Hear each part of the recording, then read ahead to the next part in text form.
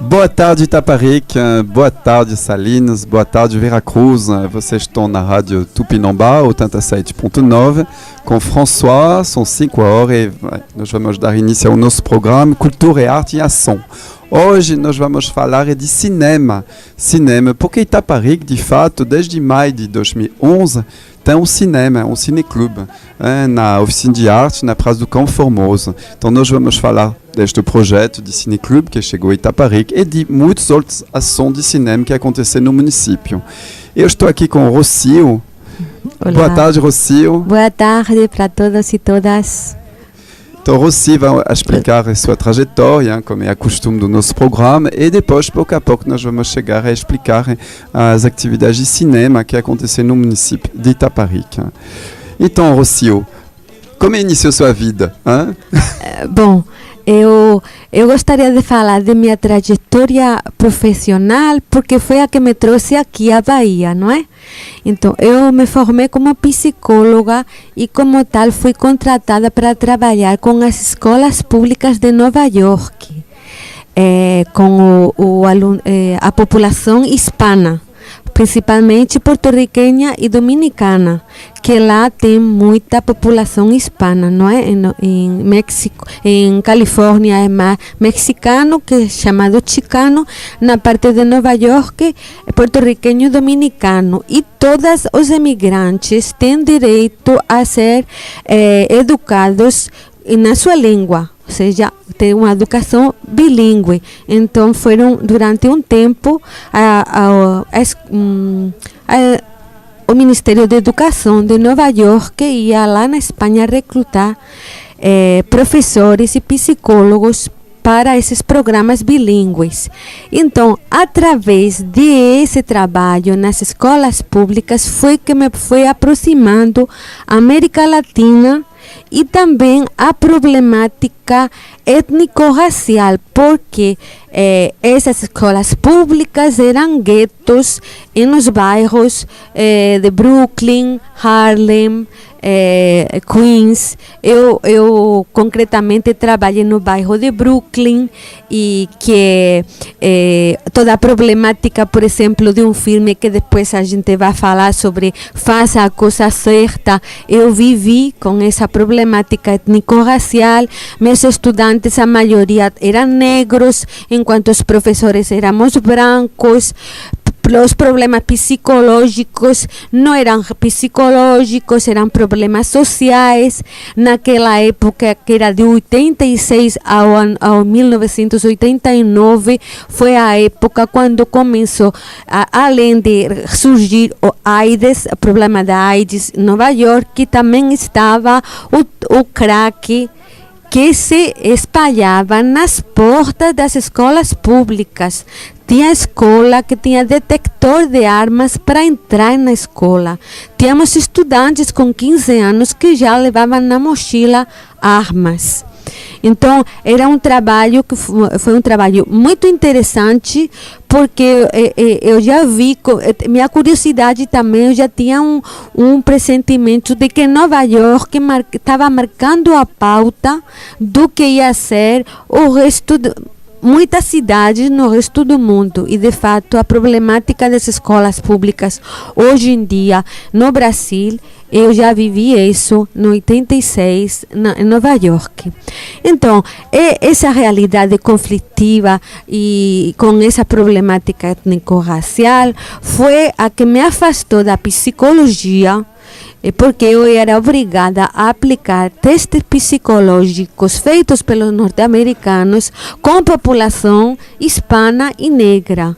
Então, via que não era uma forma errada de usar a psicologia. E me fez afastar da psicologia e me preocupar, primeiro, por conhecer a origem dessa população. Então, todas as minhas férias eram viagens para a América Latina e o Caribe. Minha primeira visita foi Porto Rico e República Dominicana, não é? E segundo, conhecer a cultura deles através da música e através das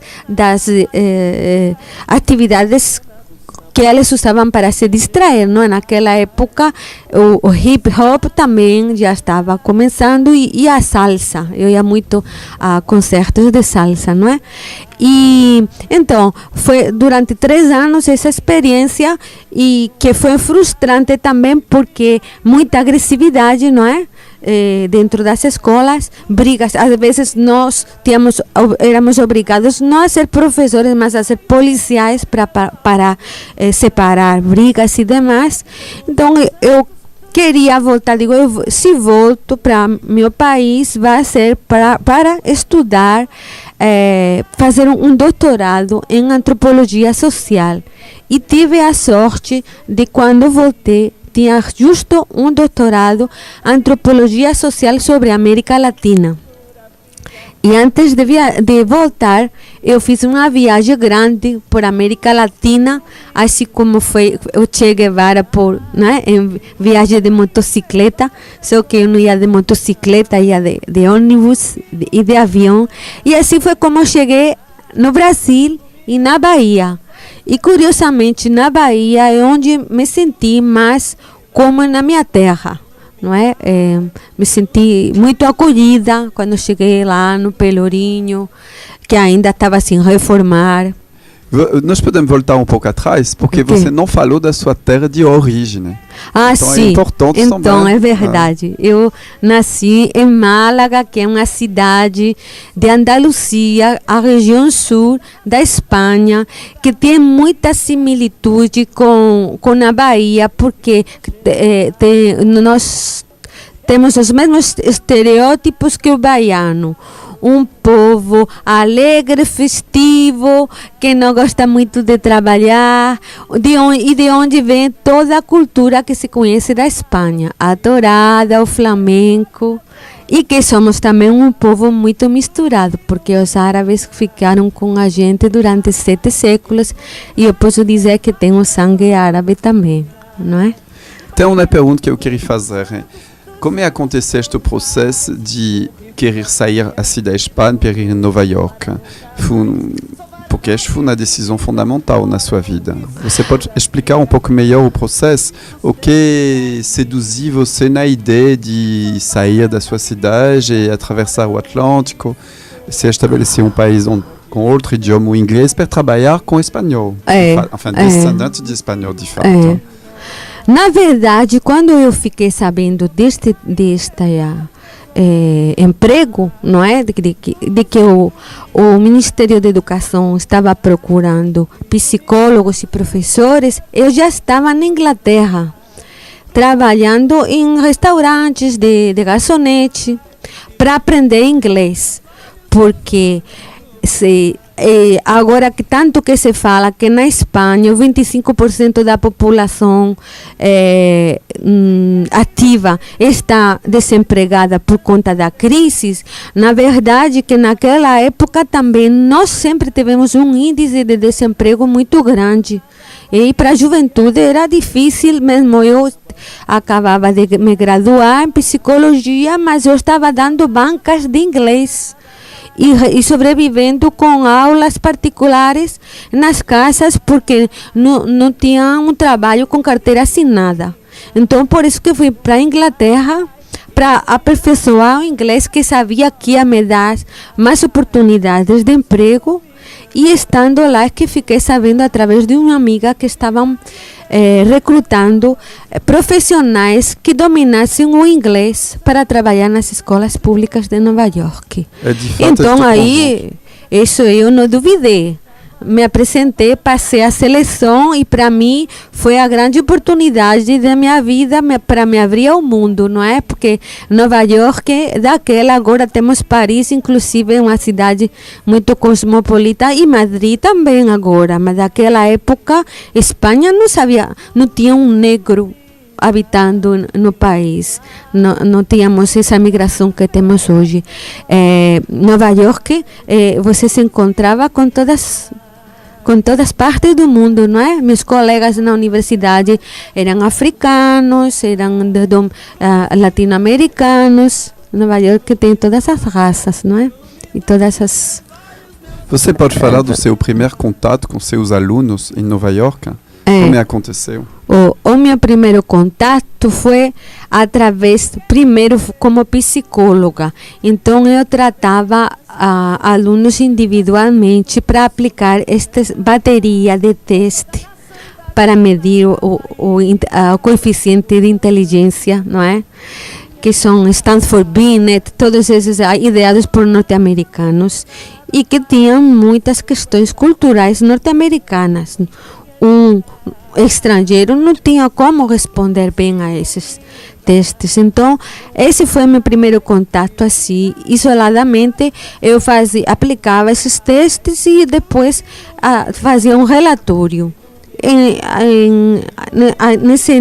A esse ponto, eu não tinha assim conflito nenhum, porque era meia hora, uma hora, eu não dava seguimento a esses estudantes. Então era um trabalho muito funcional, não é? Instrumental e que me fez odiar a psicologia. Aí passei na sala de aula com programas de educação especial. E eram salas reduzidas de 12, 15 estudantes que já tinham sido selecionados através desses testes com problemas emocionais ou de aprendizagem. E aí já foi mais barra pesada, porque para manter a disciplina era difícil. Mas se bem que com latino-americanos, ou seja, porto-riqueños e dominicanos, tínhamos uma identidade por conta da língua, não é? E por conta também do latino, ser da cultura latina, que é próxima. O anglo-saxão é mais distante, não é? Então eu participava das brincadeiras deles, das músicas. Mas às vezes, mesmo se eles gostavam de mim, Nova York é uma cidade como nos filmes norte-americanos, que mostram que para você triunfar na vida você tem que ser duro, não? Você não pode mostrar seus sentimentos. Então às vezes eles eram agressivos comigo, não é? Então foi duro, sim, esses primeiros contatos. E o que eu penso muito interessante é este processo de passar da psicologia a, de fato, ter um contato mais com a cultura. Progressivamente você tinha mais contato com a cultura. Com a antropologia. E o que eu anoto também que é interessante, que eu percebo que é muito interessante, que os Estados Unidos foram obrigados a chamar pessoas da Espanha para fazer este trabalho. O que significa? Por quê? Sim, como te falei, porque faltavam professores bilíngues. Em Nova York, daquela, tinha como 40 programas bilíngues nas escolas, de coreano, de senegalês, de qualquer país, era os espanhol, os emigrantes. Um idioma tão comum nos Estados Unidos. Pois é. Poderiam recrutar eles da própria América Latina, de Porto Rico, não é? Da República Dominicana. Mas aí eu acho que foi um preconceito deles, achar que talvez espanhol estava melhor preparado. Você pode falar um pouco mais desta cumplicidade cultural que você tinha com os alunos? Mas falar um pouco mais assim, como em que sentido? Como é acontecer esta cumplicidade que você falou, que você tinha uma proximidade maior? Sim, por conta da língua, não é? E por conta de eu me interessar pelos que eles falavam, pelas músicas, por ter uma relação mais próxima, as aulas são mais flexíveis. Então, eu falar da história de América Latina com anedotas da vida e deixar que eles falassem das anedotas da vida deles, não é? Também de como eles chegaram até aí e como eles viviam os conflitos por serem de outro país, não é? Todas essas coisas. Então eu ficava mais aberta também a ter uma aula mais comunicativa. Você já usou a arte nesta época? Não, naquela época e tivesse sido uma boa ter usado o cinema como agora uso até na universidade. Mas daquela época é verdade, não sei o Porque não tinha cinema. possibilidade, ou porque você não tinha vontade, ou você não tinha aproximação suficiente? Não passou pela minha cabeça, não passou pela minha cabeça. Na verdade, as escolas públicas são como guetos, porque o branquinho americano, igual que o branquinho brasileiro, vai à escola privada, não é? As escolas públicas são as condições físicas são tão limitadas, tão pouco estimulantes e ao mesmo tempo a disciplina, não há cultura da disciplina, que muitas vezes o que você está preocupado é fazer uma atividade que mantenha a ordem, não é? Para que eles não terminem brigando, porque é uma população que mora nos bairros periféricos, nos bairros onde já estava o tráfico de droga, do crack, que o tráfico do crack já se dava nas portas das escolas. Então eram muito agitados, dispersos, agressivos. Então talvez isso não me estimulou minha criatividade para buscar outras formas. Também não tinha a maturidade, não é, que tenho agora. Mas mesmo, me assustava às vezes. Mesmo com toda esta dificuldade, até mesmo de violência, de mesmo perigo, hein? Porque quando tem o crack no meio, tudo vira mais perigoso. O que fica para você desta experiência, deste momento? Pois é, o que ficou da experiência que mudou o rumo de minha vida profissional totalmente. Eu já me voltei para a antropologia, para compreender as questões culturais, porque para você compreender os problemas psicológicos, tem que compreender as questões culturais que todo ser humano está inserido num contexto cultural. E aí então é que você pode trabalhar, passa a conhecer a cultura em todos os aspectos, a arte forma parte da cultura, aí é que você começa a trabalhar mais com cultura, não é? Depois desta experiência em Nova York, então você volta na Espanha. Aí depois de 3 antropologia social. Você pode falar deste momento de voltar a estudar? Porque você foi professor e você volta a estudar na Espanha. Na Espanha, 10 anos. Depois de 10 anos de ter me graduado, eu voltei para a universidade para fazer doutorado. Eu acho que agora todo também, como é tão funcional, do graduação passa automaticamente para o mestrado, passa para o doutorado. Muitas vezes se passa assim uma experiência de vida. Então, se você escolhe os temas desde fora, assim, você ter sofrido. Eu sofri a questão cultural, étnico-racial, por ser branca e por ser mulher, não é? E no meio de uma população negra, não é? Que é fundamentalmente machista. Eu sofri. Então, isso foi o que me motivou para voltar e estudar e fazer meu doutorado em antropologia social sobre a América Latina, porque eu também me despertei para os problemas latino-americanos. E a situação na época está pior que hoje, hein? Ainda tinha ditadura em vários países nesta época. Hein? Sim. Muito mais desigualdade social, muito mais pobreza. Você pode falar depois desta viagem que você fez, a experiência da viagem, depois da formação acadêmica, depois tem o conhecimento prático dos países. Aí quando eu como falei, não é? Antes fiz uma viagem grande por América Latina e quando cheguei na Bahia, que foi minha última parada, eu pensei, se eu vou fazer algum trabalho social, vai ser na Bahia. Porque eu não queria ter mais essa agressividade, essa hostilidade que eu via em Nova York.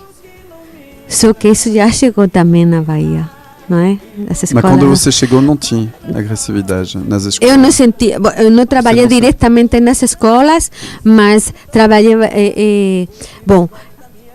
eu conheci primeiro como turista e me senti muito acolhida. claro que existia violência daquela, claro que existia, não tanto como quanto agora, mas a hospitalidade do baiano, não é? Eu senti logo. Aí quando volto para trabalhar para a universidade na Espanha, aí que eu faço? Durante 7 anos eu fiz meu doutorado, cada ano vou ficando 3 meses na Bahia, porque eu fiz todo o meu trabalho de campo na Bahia. E através de as visitas que eu fazia na Bahia, que eu fui delimitando meu tema de pesquisa, que nos anos 90, não é? No 89, nos anos 90, os movimentos populares nos bairros populares ainda estavam muito vivos. Movimentos de mulheres como as creches comunitárias, os clubes de mães e as associações de moradores, que muitas eram lideradas por mulheres. A presença da mulher querendo levar para o mundo do público o cuidado que ela tinha no lar e que tinha no lar, não é?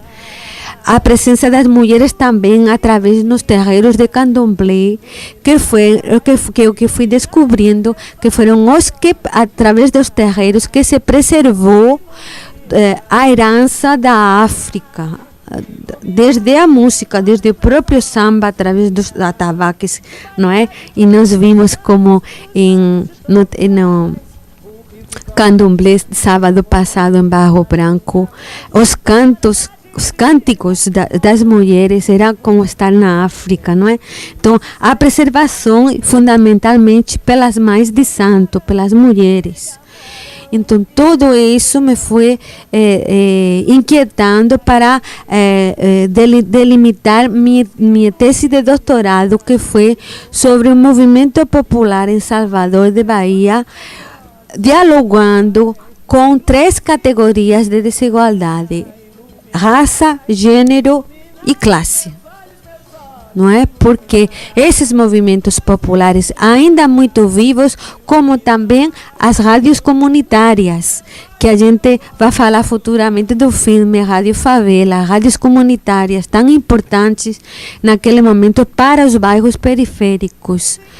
Então, você pode falar um pouco mais disso, desta parte de rádio comunitária, da importância para as comunidades da rádio? Nós somos uma rádio comunitária, que tem uma grande importância em Itaparica, de fato é o único mídia em Itaparica. Naquela época, concretamente, as rádios comunitárias denunciavam muito os grupos de extermínio, que existiam muitos. Quando a polícia entrava nos bairros só para matar negro, elas tinham um papel muito de denúncia. E também o papel de dar voz ao que estava se fazendo na comunidade, concretamente Engenho Velho da Federação, que foi um dos bairros que eu estudei, pesquisei, convivi, não é? Porque como falava Pierre Verger, que era muito crítico com a universidade, eu fui a falar, ele morava em Engenho Velho de Brotas, em frente do terreiro Casa Branca. Você pode falar um pouco que é Pierre Verger também? Só um pouco o que eu conheci ele, porque eu fui visitar ele quando estava fazendo a pesquisa. Aí eu me apresentei como estudante da universidade e o primeiro que ele falou: a universidade, muitos dos estudos que faz a universidade não prestam, porque ela só quer mostrar as hipóteses que já de a priori estabelece. Ele me deu 2 paus assim, com 2 perguntas que eu fiz, e a outra foi: e você que é pesquisador? Ele falou: eu não sou pesquisador. As pessoas não são bichinhos para ser observados. Eu convivo com as pessoas. Então, toda a pesquisa de Pierre Verger foi de uma convivência. Ele foi morar num bairro popular que até a morte ficou. E a casa dele sempre aberta. Ele já estava sempre sentado na cama, junto de uma mesinha com a máquina de escrever, dessas que ele nunca chegou a usar computador, e um uma touca destas africanas, não é? Vestido. E às vezes estava já o cuidadinho que não tinha muita energia, mas o quarto dele sempre estava aberto. E a biblioteca dele virou, não é, laboratório de fotos e biblioteca de pesquisa. Então, o que fiquei sabendo dele é que ele sempre teve a porta aberta para a comunidade e sempre ficou inserido na comunidade e foi um grande crítico da universidade, mesmo que a Sorbonne, não é, declarou ele doutor honoris causa por todo o que ele publicou de suas pesquisas. Então, eu levei isso a sério, digo, é verdade, eu não vou nos bairros fazer entrevistas aí como você, alguém que um objeto para ser analisado e me vou embora, como muitos colegas fazem, não é? Com as pressas de publicar e então você fez o como? Então, você fez a sua pesquisa? Eu no Engenho Verde da Federação, eu ia direto, me convidavam às festas daquela época, tinha uns grupos de samba. Uns grupos de samba que tocavam, que em junho faziam umas festas enormes. Aí eu ia. Aí me chamavam para um candomblé, aí eu ia. A tudo me chamavam para um churrasco, aí eu ia. Não é? E então, dessa forma, e é verdade, convivendo com as pessoas, é que você fica conhecendo bem os lugares. E depois você escreve relatório sobre o processo. Como é acontecer? Qual é o processo da convivência com as pessoas e depois a intelectualização desta convivência, a análise desta convivência? Pois este, de fato, é o trabalho do pesquisador. É. Aí eu ficava 3 meses, não é? No Pelourinho também. Antes de ser reformado, quando quase não entrava o branco da elite baiana. Porque estrangeiro branco mochileiro sempre teve, mas a elite não entrava daquela, era gueto. Então foi o Pelourinho, Engenho Velho da Federação e Rio Vermelho, mas Rio Vermelho a parte popular, que era o alto da, como se chama, alto da Sereia, não me lembro agora, que tem um alto que dá para o mar. Depois de Pelourinho? Não, em Rio Vermelho. No Rio Vermelho. Não me lembro agora. O alto, vou me lembrar. Mas depois do Rio Vermelho. Sim, que eram nas partes populares onde tinham associações. Aí eu fazia o quê? Participava de tudo, tirava fotos, sobretudo muito retrato, porque o povo se presta muito a fazer retrato, não é? Que depois eu sempre trazia de volta uma cópia para ela, em branco e preto, que eu estava também estudando fotografia, eu mesmo revelava, e levava as músicas. Então eu passava 8 meses, não eram 4 meses os que ficava aqui, passava 8 meses que eu não aterrissava na Espanha, não. Revelando as fotos que tinha tomado aqui, enquanto escutava a música que tinha conhecido aqui, lendo os livros que tinha comprado aqui, em português, e escrevendo. Enquanto escrevia, também estava escutando a música brasileira. Aí, o trabalho acadêmico, como que é? Às vezes a gente esquece de dar voz os sujeitos sociais, que são os moradores de Engenho Velho, que participam de associações e de movimentos sociais, os moradores de Pelourinho. Eu dava tanta voz em citações, não é? Quanto aos atores, não é? Aí pegava, por exemplo, Gilberto Freire, Casa Grande Senzala, que tive que analisar profundamente, com todas as críticas que o movimento negro faz. O Florestan Fernandes, que tinha um livro interessante, a inserção do negro no sistema de classes. Aí eu ia analisando e comparando muitas vezes com depoimentos que tinha recolhido de lideranças comunitárias que casavam perfeitamente com o que os grandes intelectuais já tinham escrito em seus livros. Tanto assim que eu entreguei minha tese, foi lida antes por algumas lideranças de aqui, antes do que por minha banca examinadora na Espanha. E porque eu queria também que elas retificassem se eu tinha mal interpretado algumas coisas, mas eles acharam que eu tinha escrito de uma forma muito clara tudo aquilo que eles mesmos queriam falar. Tinham falado. Que sim. bom, este é um belo homenagem ao trabalho de você com os moradores. Sim. Depois desta parte, o que acontece na sua vida? Então, claro, eu me despertei muito para a cultura musical, a dança. Eu também tomava aula de dança na escola de Olodum. Eu sempre gostei da arte, gostei da dança, do flamenco, mas Bahia era para mim, e Pelourinho, Bahia era tudo arte por todas partes, tudo arte, não é? E assim, então, sempre que vinha aqui, na hora de voltar, não queria voltar. E já aconteceu 2 vezes de perder meu avô 2 vezes. Ficar me despedindo do povo e chegar no aeroporto e o avião ter saído. Aí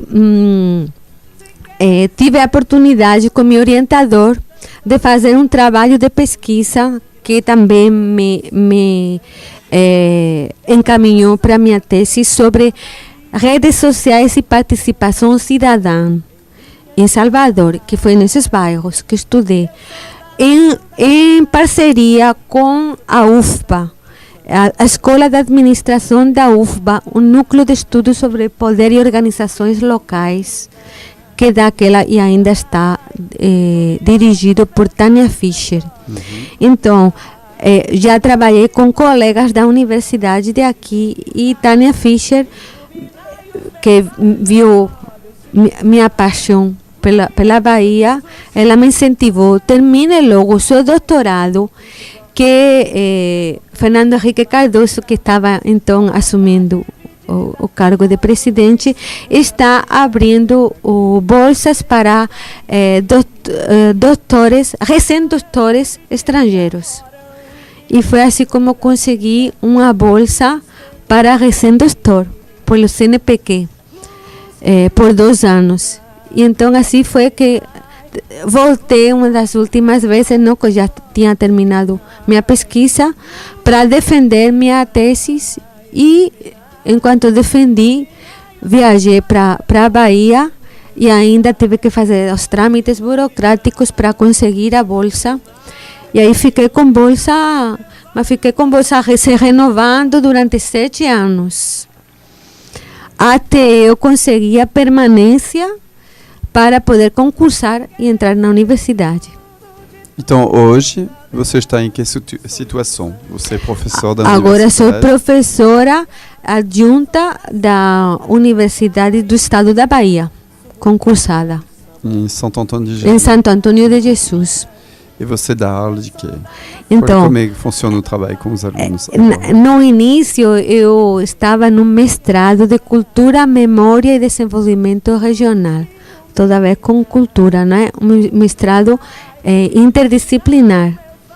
E por meu perfil, que esse mestrado ficou interessada em meter no corpo docente.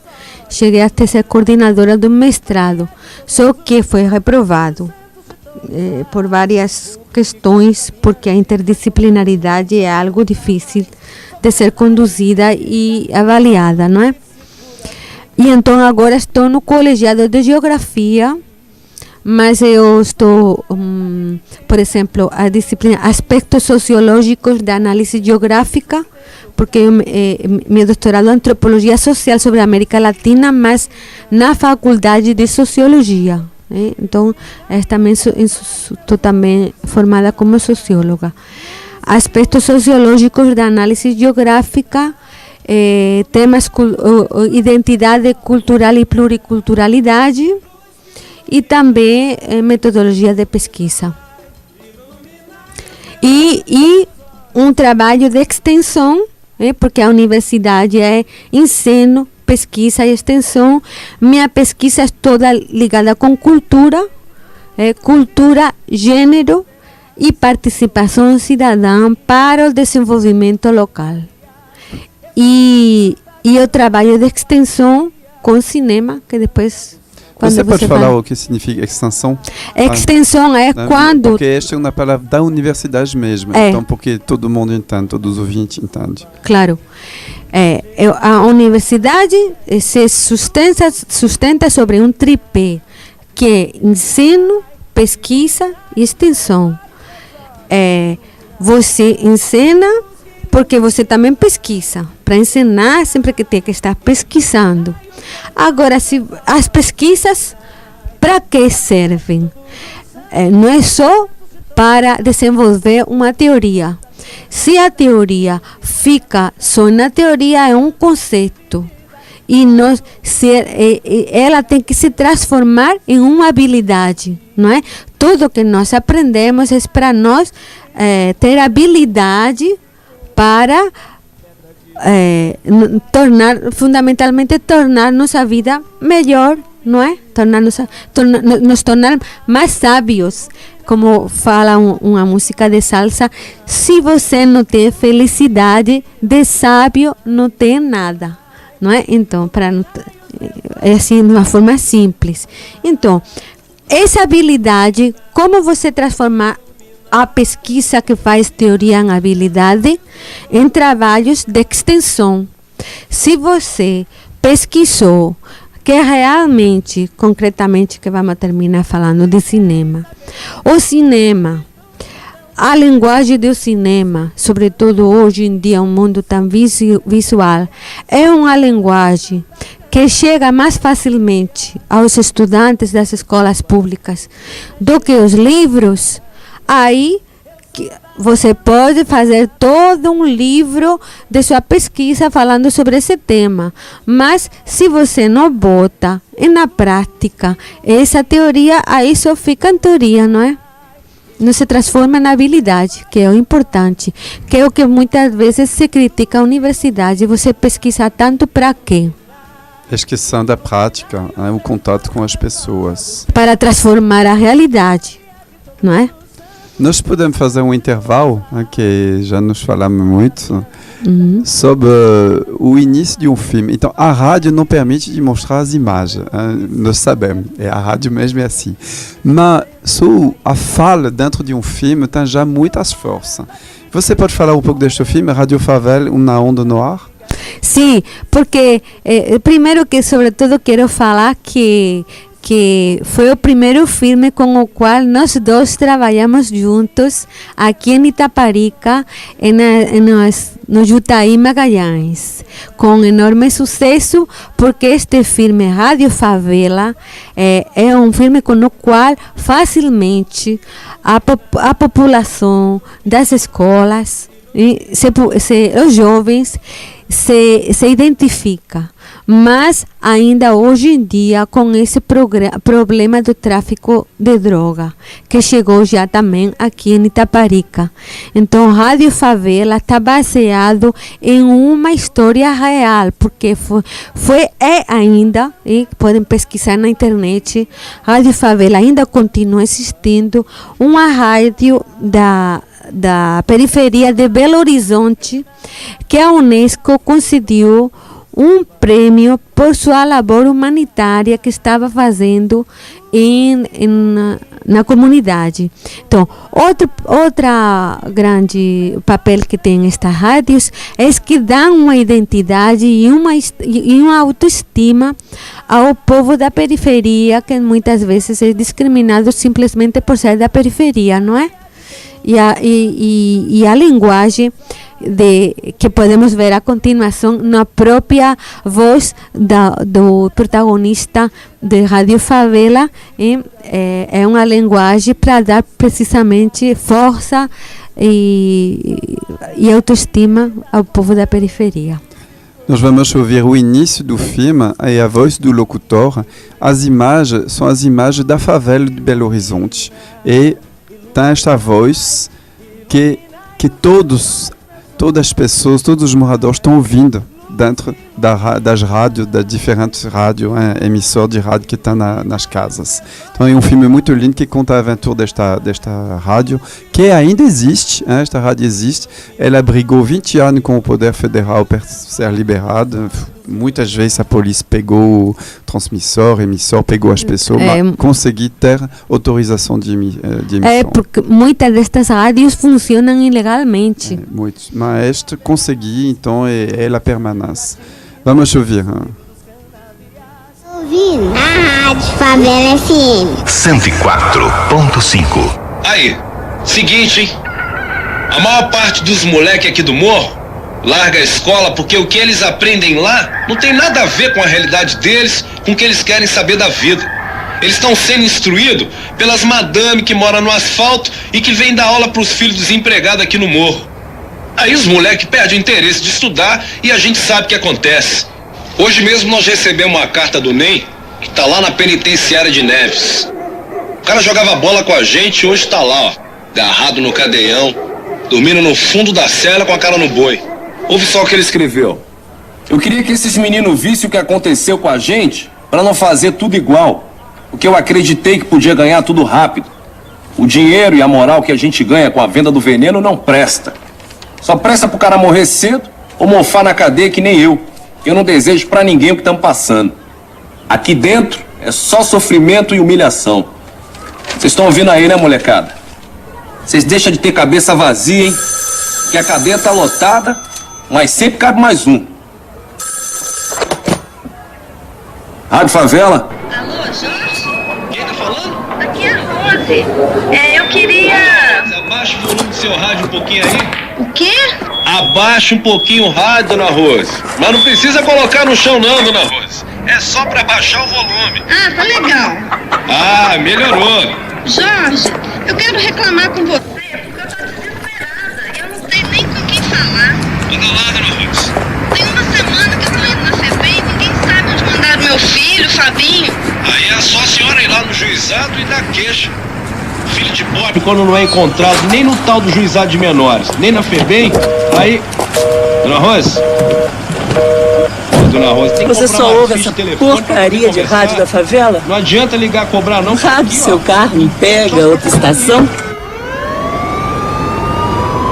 No jornal de hoje tá o governador entregando mais viatura e mais arma pra polícia. O lance é o seguinte, hein? Para combater o tráfico e a violência, as autoridades precisam entender que tem que criar emprego e principalmente o primeiro emprego para os adolescentes. Ao invés de comprar arma, o Estado devia usar essa grana para melhorar as escolas e criar emprego. É isso aí. É só mais um preto que fala, hein?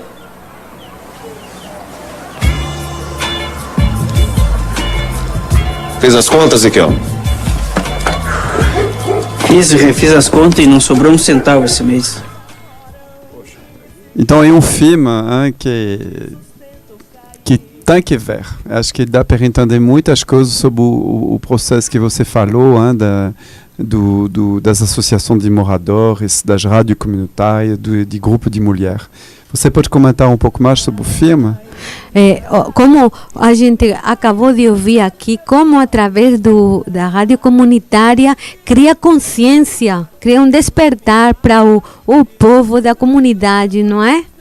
Que como ela fala, que são ensinados pelas madames das escolas, porque isso foi uma estratégia durante muito tempo, não sei como está agora, mas ainda tem escolas que mandam professores de outros bairros para que não tenham uma identidade, é uma forma de fragmentar o povo. Para que os estudantes, a própria professora, não tenham uma identidade com o lugar e aí possa fazer uma mobilização social. Isso é uma estratégia que se usava muito na ditadura e que ainda continua em alguns bairros, não é? O filme, o filme depois vai mostrar, não é, que a viatura, não é, a polícia, como entra, se vê a questão dos grupos de extermínio, mas também se vê a perdição de alguns colegas próprios dos que fizeram a Rádio Favela no tráfico de droga, não é? E não quanto mais, porque assim Tem que o ver o povo filme. tem que assistir. Então, E que poderíamos futuramente projetar de novo. como você lembrou, foi o primeiro filme que nós apresentamos quando nós fizemos um trabalho no colégio Jutaí Magalhães com o apoio do diretor do colégio, Rafael. Que apoiou muito. Então nós queremos E valorizou agradecer a muito. Rafael. Valorizou muito o nosso trabalho. Muito. Então, o filme foi muito bem acolhido pelos alunos. Nós fizemos exibição uma vez de manhã, uma vez de tarde, e em seguinte tinha um debate sobre os assuntos levantados pelo filme. Você pode lembrar um pouco disso?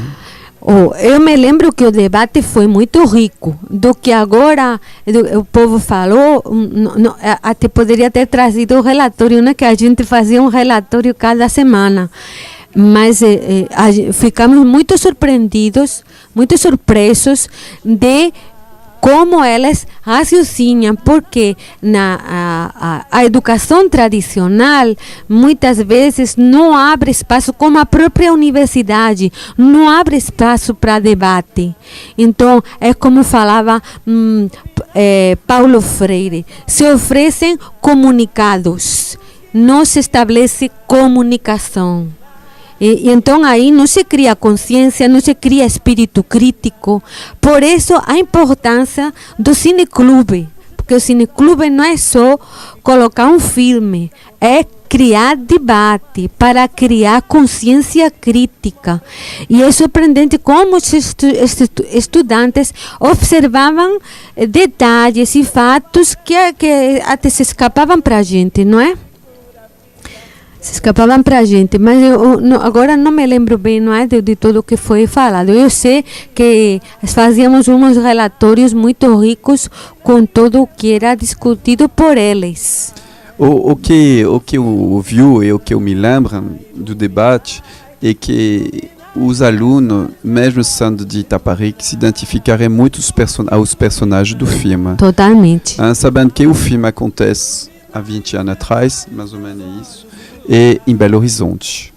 É a favela de uma grande cidade, da capital de um estado. Então, os alunos se identificaram muito, entenderam muito o conjunto de poder que estava acontecendo dentro da favela. Eu me lembro muito bem disso. O fato que eles todos tinham um sentimento de discriminação, de ser discriminado pela razão da cor da pele e pela razão social, sendo aluno de uma escola pública de Itaparica. Eles tiveram esse sentimento de discriminação. Então, foi um momento, para mim, muito rico de ouvir, por uma vez, ouvir as pessoas, ouvir o raciocínio, ouvir os sentimentos, ouvir de fato uma reflexão sobre uma realidade.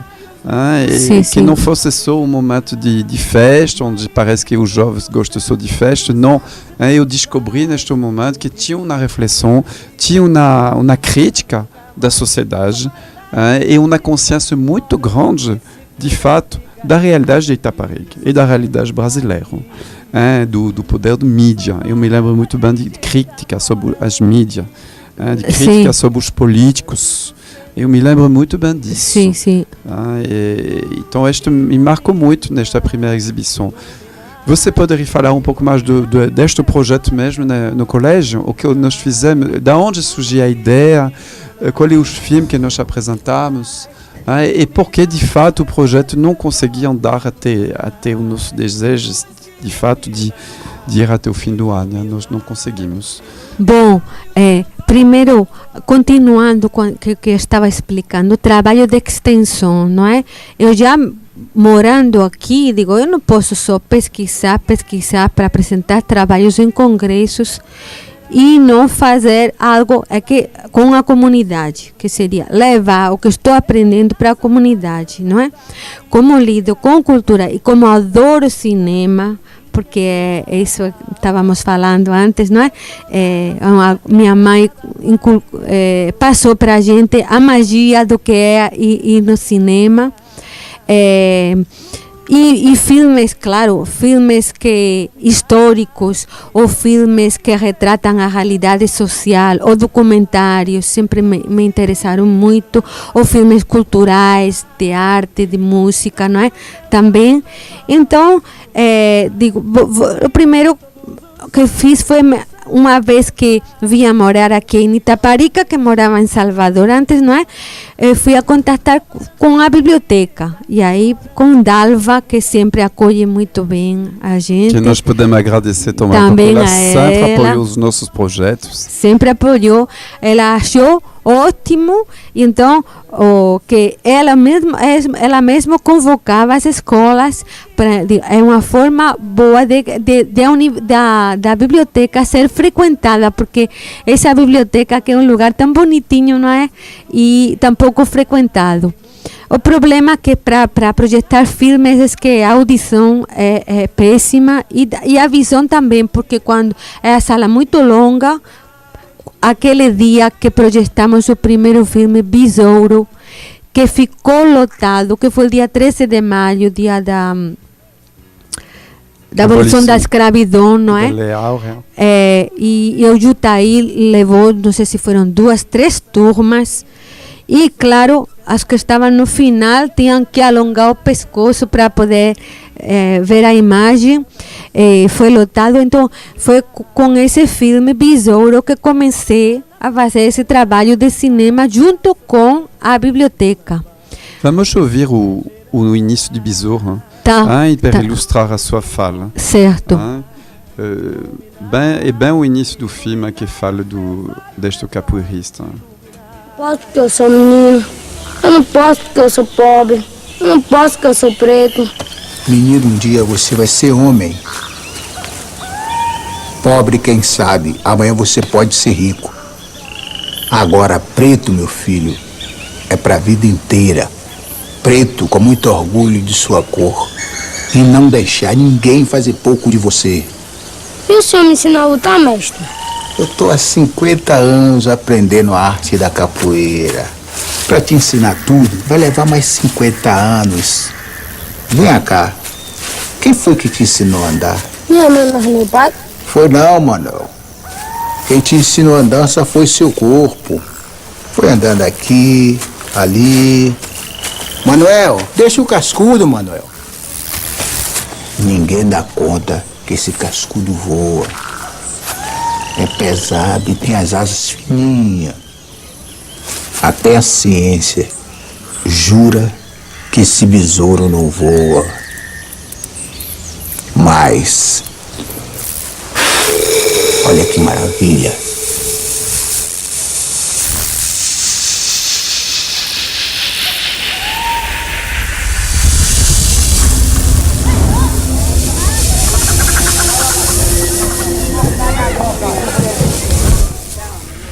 Pois é, esse filme foi um sucesso na biblioteca porque lotou.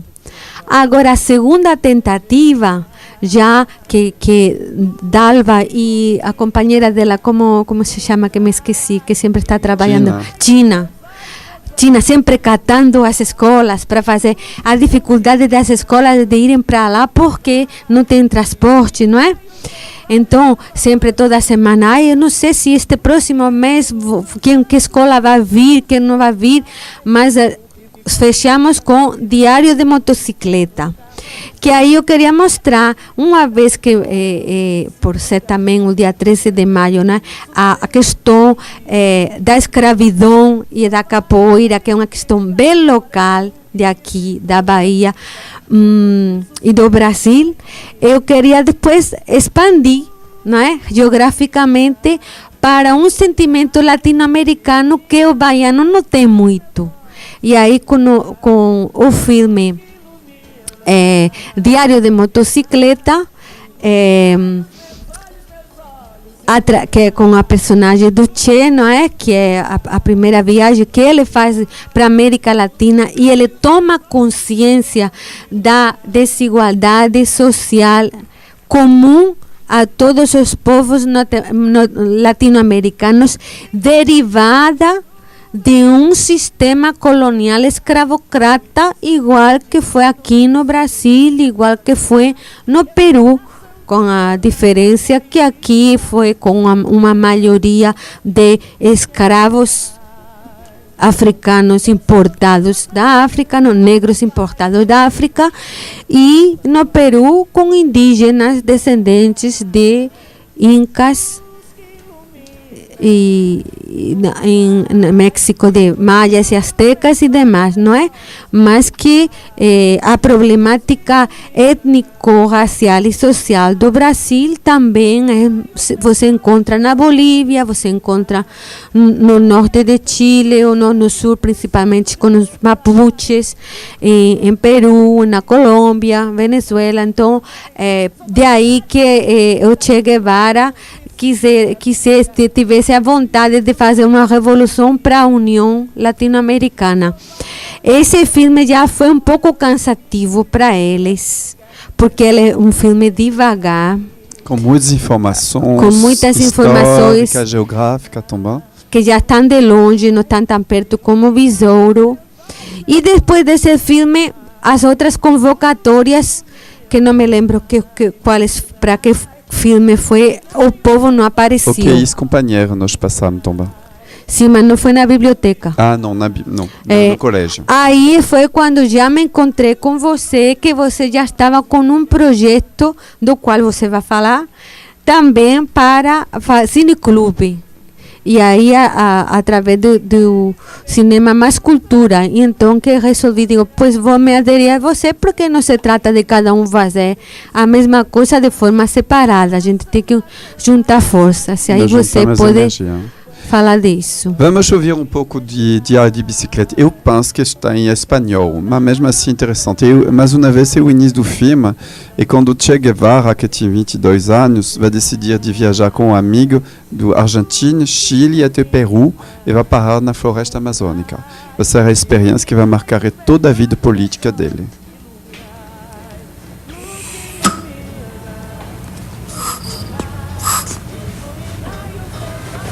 Adiós muchacho, compañero de mi vida, barra querida de aquellos tiempos.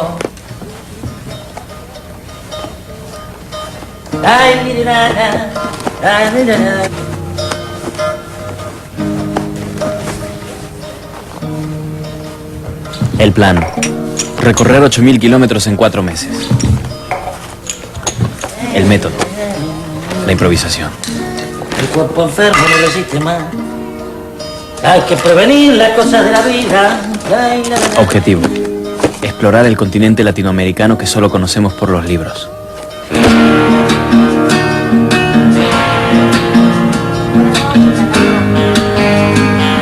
Equipo: La Poderosa.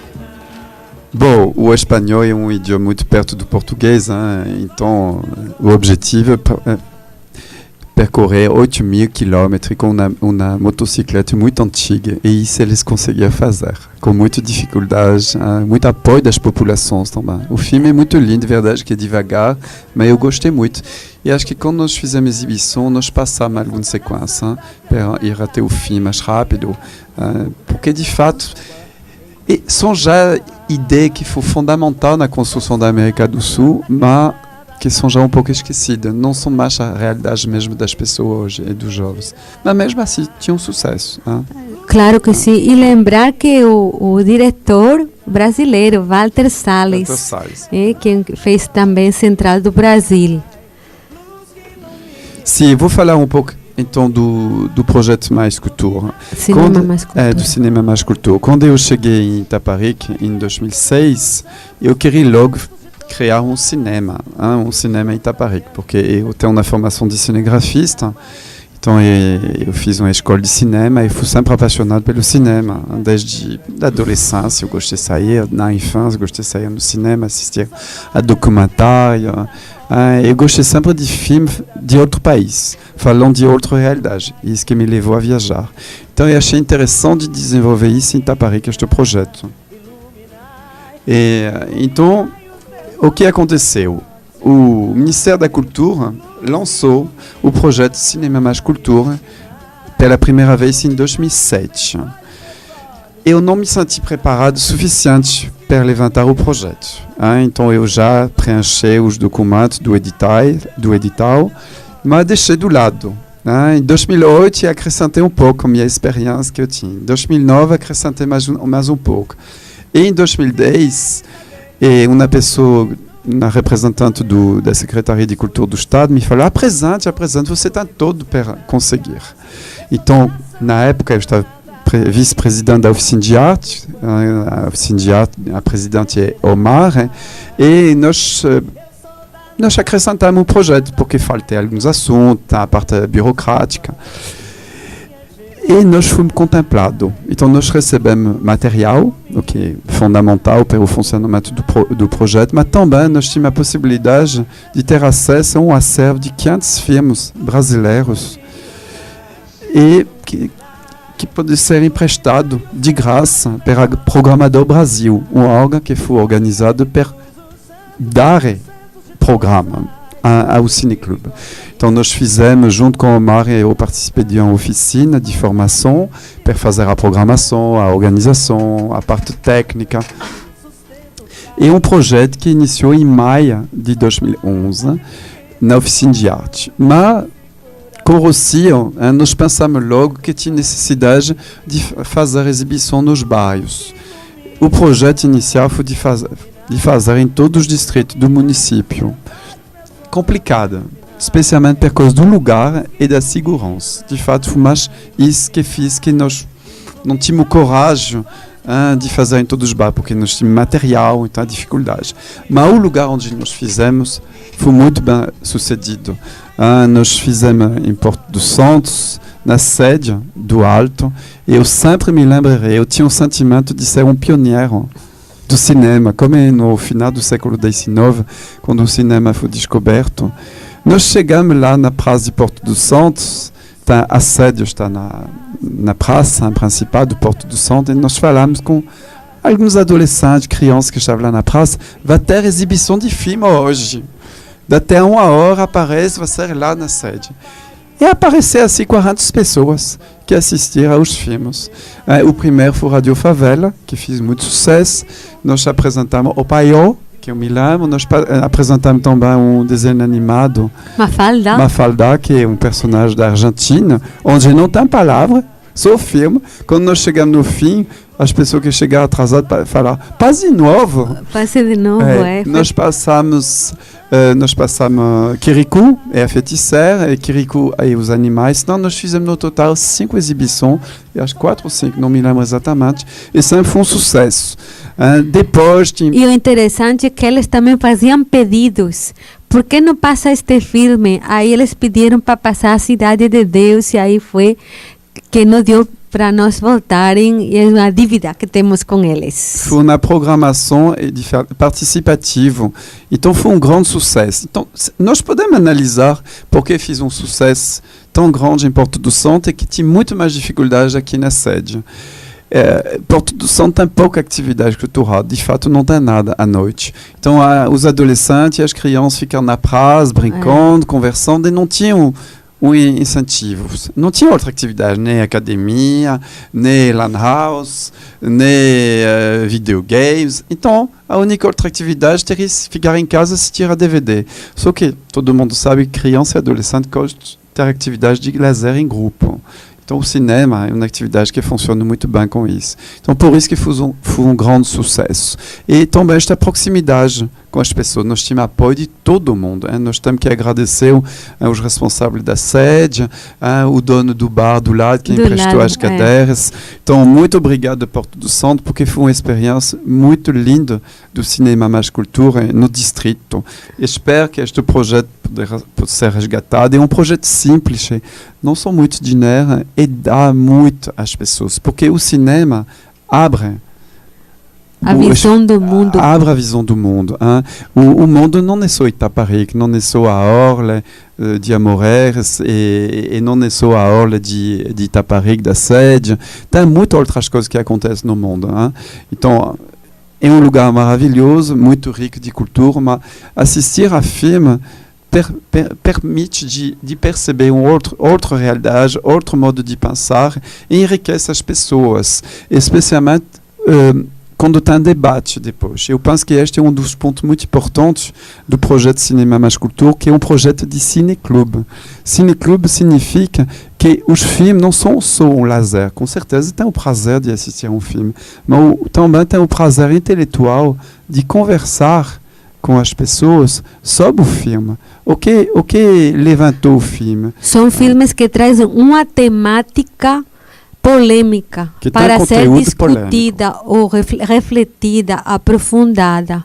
Por isso, normalmente, não são filmes comerciais. Não pode, porque o filme comercial, o sentido é o sucesso, e o consumerismo. Então, não funciona do fato da reflexão sobre a realidade. E eu vou falar pouco da história do cineclube no Brasil. De fato, a história do cinema no Brasil é muito rica. Desde o início, abril, no Rio de Janeiro, o cinema aparece na França em 1895. A primeira exibição pública acontece o 23 de dezembro em Paris.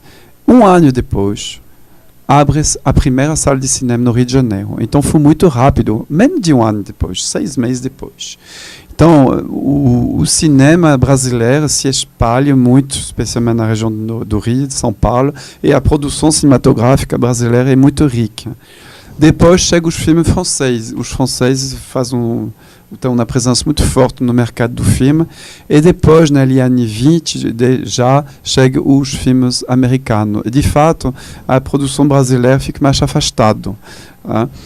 Com a política atual do governo federal, tem um apoio muito forte à produção cinematográfica. Mas o que falta são lugares de exibição. Os filmes que são produzidos pela Globo são exibidos em sala, mas os outros filmes que têm o apoio do governo federal, fora dos festivais, não encontram muito público. Então, o cineclube é uma possibilidade de dar esta divulgação aos filmes, a distribuição a estes filmes. E, no tempo da ditadura militar, o cineclube foi um lugar de conversação, de resistência.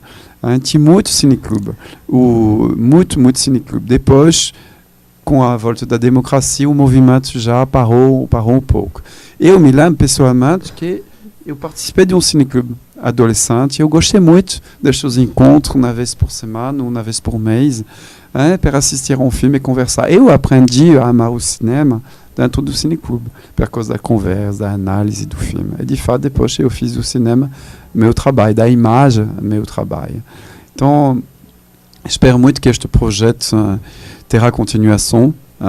Eu fiquei muito feliz que eu participei da instalação deste projeto em Itaparica. Até mesmo, e posso falar isso, que dentro do projeto do prefeito atual, e que vai tomar posse em janeiro, que é da próxima gestão, tem o projeto de um cineteatro. Então, seria um projeto muito lindo para Itaparica, de ter um verdadeiro cineteatro, porque, de fato, a biblioteca não é um lugar apropriado por causa da luz, por causa do ódio. Então, não dá. E também porque os outros alunos estão estudando, lendo livro. Então, é complicado. A biblioteca não é um cinema. A oficina de arte tem já mais possibilidades. Eu sugiro que se este cineteatro acontece, tem que ser um bairro mais popular da cidade, e não no centro. Porque no centro, de fato, não tem população, fora do verão. Então, seria mais interessante no Alto das Pombas, por exemplo, na Avenida ACM, perto do colégio ACM, também. Seria mais interessante. Então, vamos ver do futuro. Itaparica tinha um cinema em Itaparica no passado, na Praça do Campo Formoso. Tinha até mesmo exibição de filme no Forte São Lourenço, na Liane 40, e o Tandis de Pascoalinho. Então, tudo isso aconteceu. E o cinema que tinha em Itaparica foi um cinema muito lindo, um cineteatro igual a Nazaré das Farinas, por exemplo, que é o mais antigo. Então, muitas coisas que são possíveis. Itaparica tem muito possibilidade. Então, Rossi, vamos continuar. Eu vou dar a palavra de novo a você, sobre esta experiência de Porto do Santo. Você queria acrescentar? Não, que foi uma experiência muito bonita porque foi todo espontâneo. A gente não precisava, não é, nem anunciar. A gente chegava com o seu carro meio acabado e a equipe, parávamos nessa associação que estava de frente do bar e no caminho já íamos dizendo: hoje tem cinema, hoje tem cinema, hoje tem cinema. E aí o povo ia, não é? Que só que o material de cinema mais culturas não é um material muito bom. A Omara fica preocupada com a equipe, não, a manutenção de equipamento. Aí, de fato, agora não está funcionando o cineclube porque tem algum problema e deixamos de viajar para Porto Santo, como poderia se viajar também para a Misericórdia e para outros bairros, não é?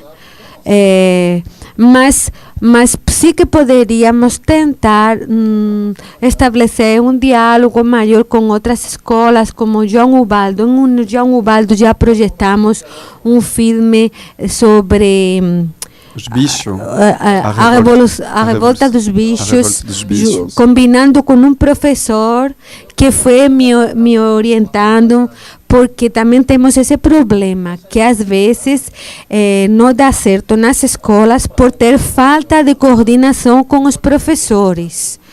Que se os professores, às vezes a temática que eles dão na aula tem tudo a ver com o filme que vai ser projetado, só que não há diálogo entre nós para nos coordenar melhor. Eu queria ressaltar umas coisas que nós escolhemos filmes que são no programa do vestibular. Do vestibular. Sempre. São 10 filmes, como os livros, tem uma seleção de livros e tem filmes também. Então, nós selecionamos os filmes. Então, tem a ver diretamente com o programa escolar. Não fora de Rádio Favela, todos os filmes tinham diretamente a ver com o programa escolar do vestibular. Mas aí faltou isso, a coordenação com os professores mas podemos falar, tratar de dialogar com o João Ubaldo e a ACM, porque são colégios que estão em outros bairros mais populares, para ver se eles se interessam em abrir também o espaço para a população local, não só para os estudantes, que isso seria ótimo, não é? Você pode falar do seu projeto futuro, porque nós temos 15 minutos ainda de programa, mas nós podemos voltar depois falando dos projetos que passaram. Mas você pode falar um pouco dos seus projetos para Itaparica no futuro? Pois, como eu te falei, queria estabelecer uma comunicação com o João Ubaldo e com o Colégio ACM, que também fiz um trabalho lá cultural, que era mais ligado à cultura espanhola, até dancei flamenco para os estudantes, para ver, não é, se eles apoiariam um cineclube, se não toda semana, cada 2 semanas, uma vez no mês, para que os filmes circulassem pelos bairros, para poder criar mais, retomar essa cultura de assistir ao cinema. Porque hoje em dia, com a televisão, com os DVDs, com a televisão a cabo, não é? Já agora se tem muito a cultura de querer assistir o filme sozinho em casa, com todas as comodidades que oferece sua casa, que quando quer para, quando quer continua, mas não é a mesma coisa. Sobretudo, retomar o gosto pelo debate e pelo trabalho, o fato de ser uma atividade coletiva, é vista por todos e o olhar do outro vai enriquecer meu olhar, porque cada vez que a gente projeta esse filme, e eu uso muito esses filmes em sala de aula agora. Você me perguntou por que eu não usava também lá em Nova York, que na verdade que também as escolas primárias eu tinha que me basear mais no ensino do básico, que é a língua, a matemática, a história, tinha que ensinar todos esses temas juntos. Agora, concretamente, na universidade, a matéria que estou lecionando, aspectos sociológicos de análise geográfico, estou usando filmes acompanhados com textos de teóricos que podem dialogar com o filme. Por exemplo, sobre a globalização contemporânea, que já há um geógrafo cuja teoria é que a globalização contemporânea é uma reestruturação geográfica do capitalismo. As fronteiras se diluem, o capitalismo se organiza geograficamente de outra forma. Mas quando começou realmente a globalização? Aí não tem uma teoria que em Alexandria, na época do Império Bizantino, já tinha uma biblioteca com livros de todas as partes do mundo, não é? E no Mediterrâneo, então tem um filme falado, que na verdade é uma história falada, de uma professora de história que pega um cruzeiro com sua filhinha, saindo de Lisboa, um cruzeiro por todo o Mediterrâneo.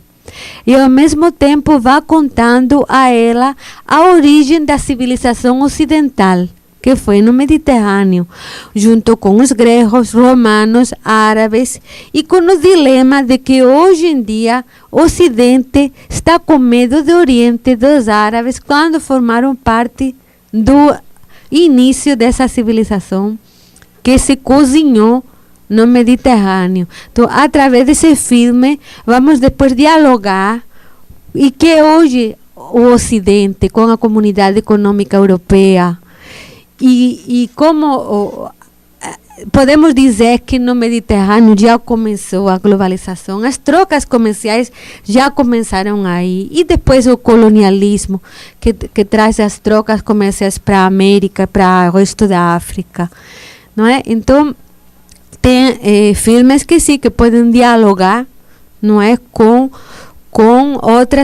as disciplinas concretas. E de fato, quando nós apresentamos o projeto para o Jutaí, apresentamos concretamente como podia dialogar com a geografia, como podia dialogar o filme com a história, com a literatura, e não sei com que mais matéria, eu me lembro que eram 4. Filosofia. Com a filosofia, com a antropologia, com a sociologia, era mais, não é? Pode dialogar com todas.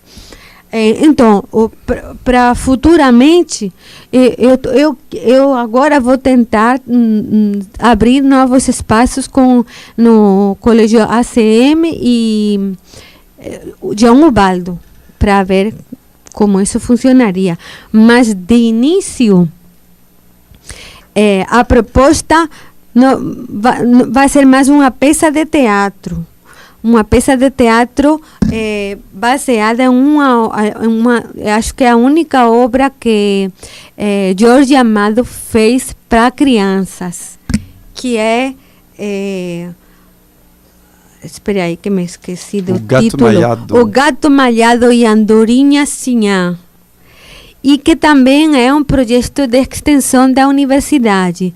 É um grupo de teatro, La Barraca, dirigido por um professor de espanhol, professor Chico, e com estudantes da universidade e fora da universidade, que estão representando esta obra com sucesso. Foi selecionada para também ser apresentada em Salvador, e que eu gostaria muito, eles se oferecem até voluntariamente para vir para cá, que eles pudessem representar essa obra na biblioteca e nessas escolas para fazer a cultura circular.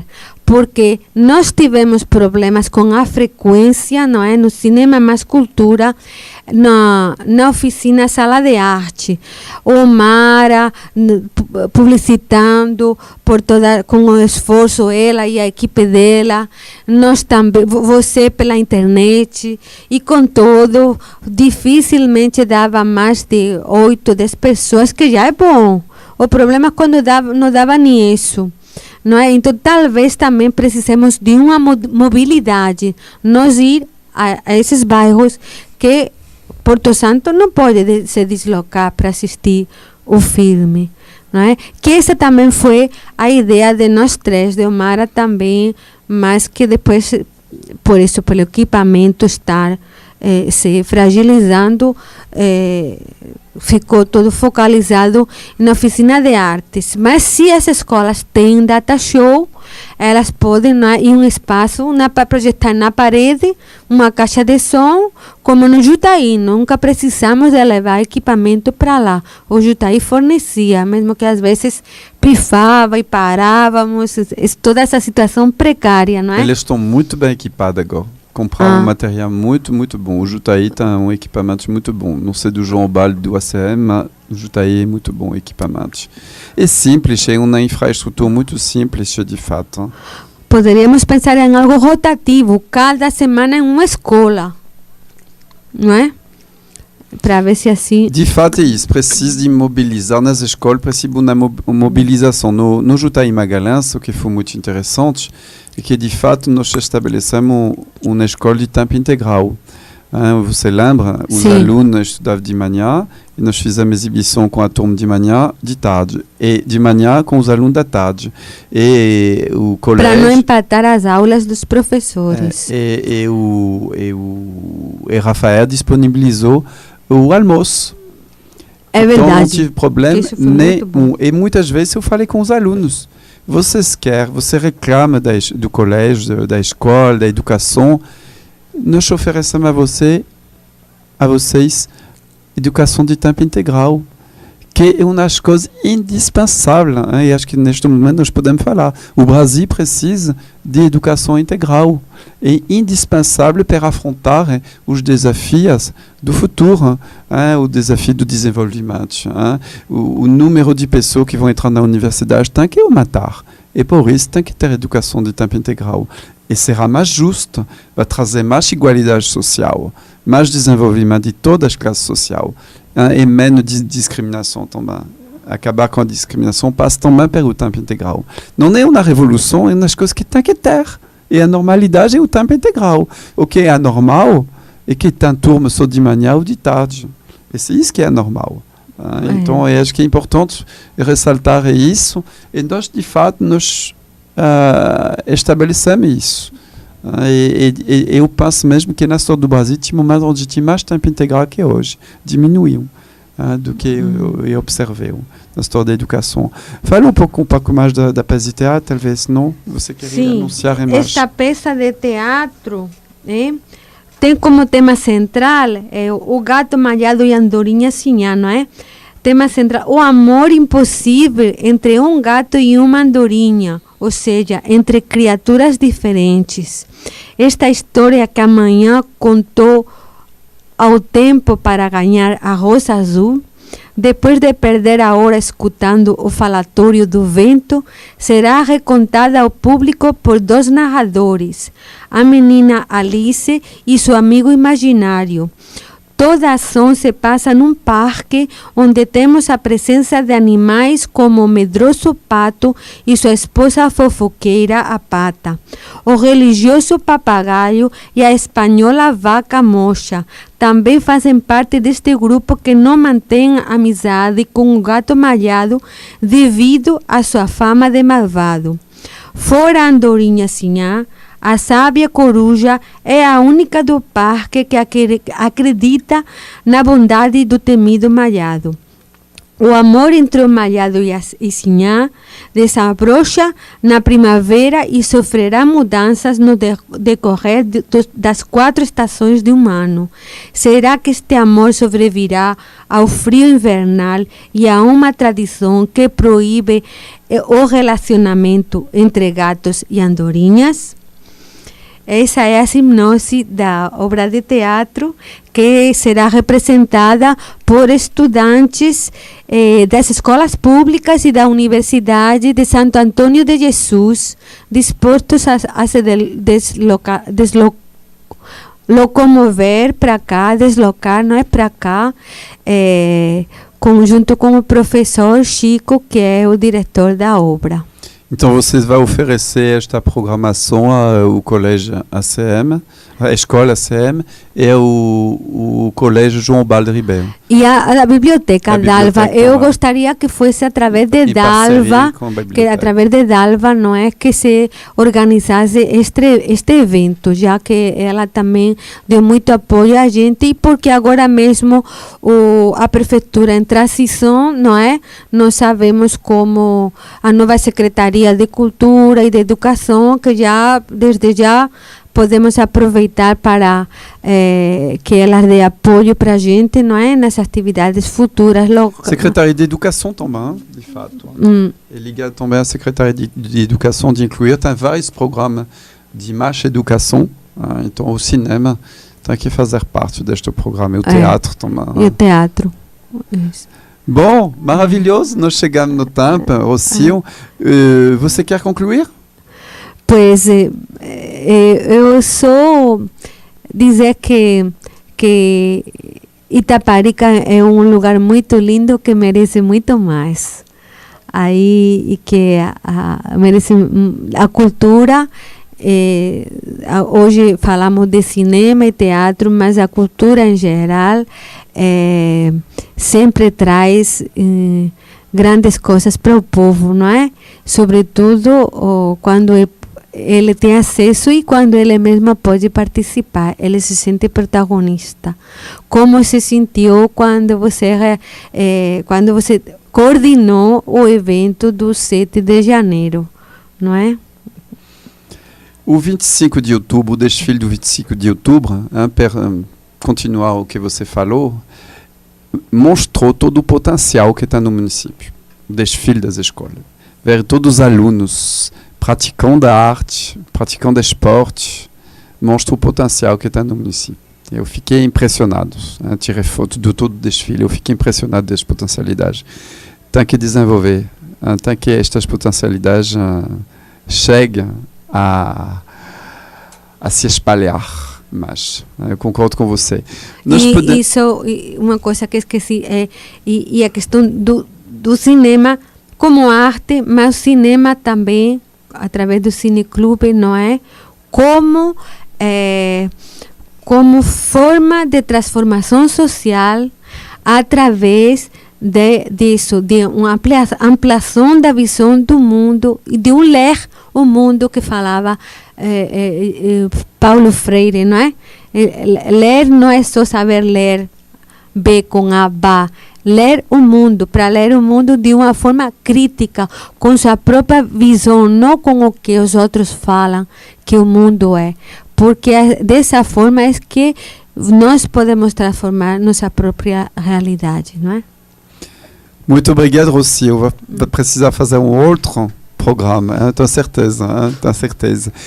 Nós podemos finalizar com Caramuru, talvez, Dudu. Você tem como lançar Caramuru, então Caramuru, eu tenho muito carinho para este filme, é uma brincadeira, mas é muito interessante. E, de fato, acontece em Itaparica. A história de Paraguaçu e Caramuru acontece em Itaparica.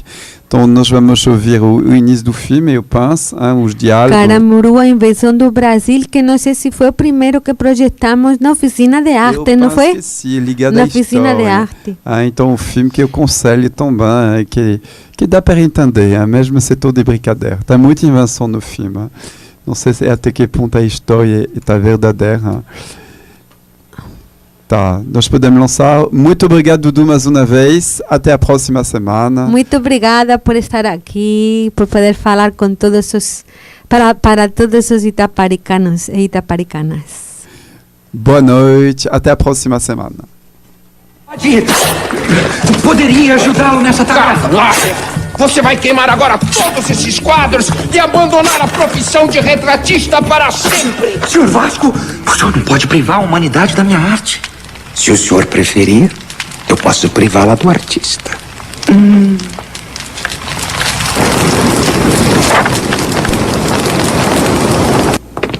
Isso aqui, forçar aqui. Descendo. Dom Jaime. Quem disse isso? Quem disse o quê? Dom Jaime. Eu disse. Eu estou a perguntar. O senhor é Dom Jaime? Eu pareço Dom Jaime? Eu nunca ouvi antes. Então por que pensa que eu sou Dom Jaime? Desculpe, um dos guardas da entrada me disse que o senhor estaria na cartografia. Há outras pessoas na cartografia. Veja lá naquelas mesas, 3 pessoas. Ah, isso é verdade. Qual deles? Qual deles o quê? Qual deles disse que eu estaria aqui, o baixinho ou o caolho? Na verdade, o caolho. Foi o que eu imaginei. E como foi que ele me descreveu? Ele disse que o senhor estaria aqui na cartografia e que o senhor estaria aqui na cartografia. E ele não falou nada sobre a minha aparência? Não que eu lembre. O senhor tem certeza? Perfeitamente, Dom Jaime. Eu não lhe disse ainda se eu sou Dom Jaime. Desculpe, o senhor é Dom Jaime? Sou. O que é que você quer? Um emprego como pintor. Tem alguma referência do seu trabalho? Excelente, está empregado. Estou quando começo? Quem? Ainda não começou? Pensa que pode ficar aqui parado enquanto há tanto trabalho para ser feito? Continue agindo assim e logo será despedido. Mas o que espera que eu faça? Vou lhe mostrar uma coisa. Tem uma moeda? Por certo que sim. Do que estávamos falando? Eu esperava que o senhor me dissesse o que espera que eu faça. Sim, venha comigo. Depois o senhor me pediu uma moeda. Essa parte eu lembro. Talvez o senhor tenha visto o quadro que eu mostrei antes de ser queimado. É um retrato da Condessa de Sintra. Com ele eu ganhei da Academia Real o prêmio de grande promessa da pintura portuguesa. Excelente retrato. Ainda mais se considerarmos o estupor que lhe serviu de modelo. Você fez bem em tirar os bigodes da moça. Obrigado, Dom. É sempre que se reconhece o esforço de um artista. Este mapa servirá para a próxima expedição às Índias, comandada por Pedro Álvares Cabral, seguindo o caminho descoberto por Vasco da Gama. O próprio rei me encomendou esse trabalho e eu gostaria que o senhor fizesse algumas ilustrações para torná-lo mais vistoso. Não vou decepcioná-lo. Farei Netuno, deus dos oceanos, irrompendo das águas e acenando para Apolo, que no mesmo instante cingra os céus do carro do sol. Não precisa. Faça umas baleias aqui, ali e já chega. Quanto ao pagamento, Dom Jaime? O pagamento de um artista é a glória para a eternidade. Arte é longa, a vida é... Mas eu não como há 2 dias. Nem me fale, não consigo pintar mais naturezas mortas. Comi todas as peras e as maçãs de tudo e olha que eram de cera. Eu tenho contas com o senhorio que me expulsou de casa. Estou a dormir no chão. Eu também tenho tido pesadelos terríveis. Rolo e caio da cama todas as noites desde que descobri que a Terra era redonda. Mas a Terra é redonda. Quem disse isso? O senhor? Mentira, eu nunca disse que a Terra era redonda. Foi o caolho da portaria quem disse isso, não foi? Tome aqui esta moeda como adiantamento, hein? Mas não me peça mais nada, hein? Vamos ver essas baleias, hein? Baleias. Grandes baleias azuis.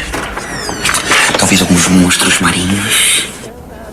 Capitão Vasco de Ataíde, julguei que terminaria seus dias caçando escravos em África, o que eu trouxe a Lisboa. Minas Gerais, eu sou da nação da cana, da Bahia suburbana, do samba em Minas Gerais. Luz que ilumina, iluminai, iluminai os meus olhos, iluminai. Luz que ilumina, iluminai, iluminai os meus olhos. 87,9 Tupi.